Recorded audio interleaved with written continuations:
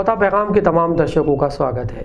शहर में बीजेपी द्वारा आज़ादी का अमृत महोत्सव मनाया गया। इस दौरान जय स्तंभ पर एक कार्यक्रम आयोजित कर दीप प्रज्वलित किए गए। भारतीय जनता पार्टी द्वारा जय स्तंभ यातायात थाने के सामने शुक्रवार शाम 7 बजे आज़ादी का अमृत महोत्सव के तहत कार्यक्रम आयोजित किया गया। कार्यक्रम में 75 दीपों का प्रज्वलन कर आज़ादी के संघर्ष में शहीदों की भूमिका को याद किया गया, उनकी पावन स्मृति को नमन किया गया। गौरतलब है कि आज़ादी की 75वीं वर्षगांठ से पहले देश भर में आज़ादी का अमृत महोत्सव मनाया जाएगा। इसका शुभारंभ दिल्ली में पीएम नरेंद्र मोदी ने किया। बुरहानपुर में भी ये आयोजन हुआ। जय स्तंभ पर भाजपा नेता कार्यकर्ताओं ने 75 दीप प्रज्वलित किए। इस दौरान विपुल कानूनगो ने कहा कि आगामी दिनों में महोत्सव पर समापन होगा। प्रत्येक मंडल में शहीदों की याद में काम करना है। शहीदों की प्रतिमाओं के आसपास कार्यक्रम आयोजित किए जाएंगे। उन्होंने कहा कि आज़ादी की 75वीं वर्षगांठ पर हमारे पीएम का कहना है कि 1857 की क्रांति से अब तक जितने भी शहीदों ने बलिदान दिया उनको हम नमन करेंगे।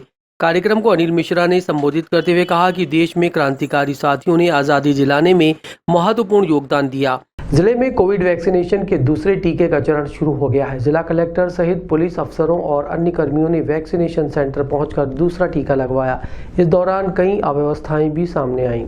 कोविड-19 वैक्सीनेशन सेंटर पर सुबह से ही पुलिस जवानों और राजस्व विभाग के अधिकारियों कर्मचारियों की भीड़ देखने को मिली।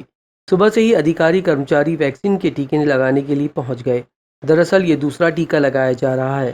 पहले टीका हो चुका है। इसमें पुलिस के जवान, प्रशासनिक अमले के वरिष्ठ अधिकारियों के साथ साथ आम जनमानस को भी लगाया गया था।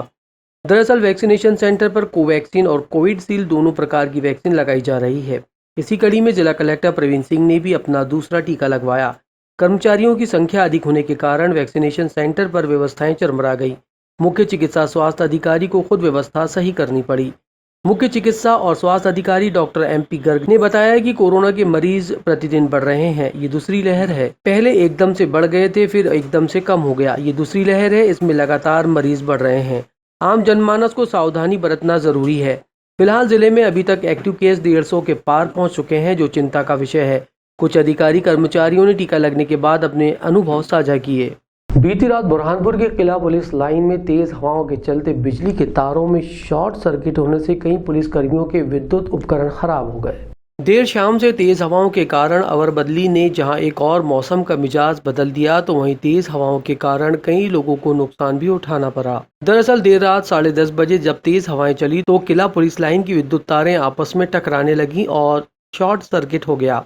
देखते ही देखते लाइन बंद हो गई। जैसे ही लाइन आई तो पुलिस आरक्षकों ने अपने घर के टीवी ट्यूब लाइट ऑन किए। उनमें से कई पुलिस जवानों के घर की टीवी में से धुआं निकलने लगा। 20 से अधिक LED बल्ब शॉर्ट सर्किट हो गए। कई मोबाइल के चार्जर खराब हो गए। इस तरह लोगों को, खासतौर से पुलिस जवानों को घर की इलेक्ट्रॉनिक सामग्री का नुकसान उठाना पड़ा।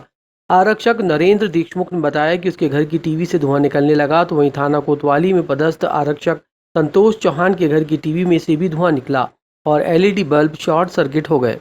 करोड़ों की लागत से बना जिला अस्पताल मरीजों को सुविधाएं नहीं दे पा रहा है। वार्डों में पलंग और गद्दे नहीं होने के चलते मरीजों को जमीन पर लेटाकर ही इलाज कराया जा रहा है।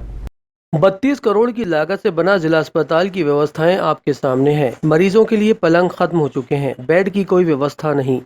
मरीजों को जमीन पर पड़ा रहकर अपना उपचार कराना पड़ रहा है, जिससे मरीजों के परिजनों में काफी गुस्सा है। सुनीता पति पूनम राठौर निवासी सांडस कला और दूसरी महिला सोनाली पति दिलीप निवासी महाजनापेट, दोनों महिलाओं का उपचार दरी पर किया जा रहा है। न सर के नीचे तकिया है, न गद्दे की कोई व्यवस्था। ऐसे में मरीज करे तो क्या करें, जबकि इन दिनों कई मौसमी बीमारियों ने अपने पांव पसार लिए हैं। यदि कोई इमरजेंसी पड़ती है तो जिला अस्पताल में कोई सुविधा भी नहीं है।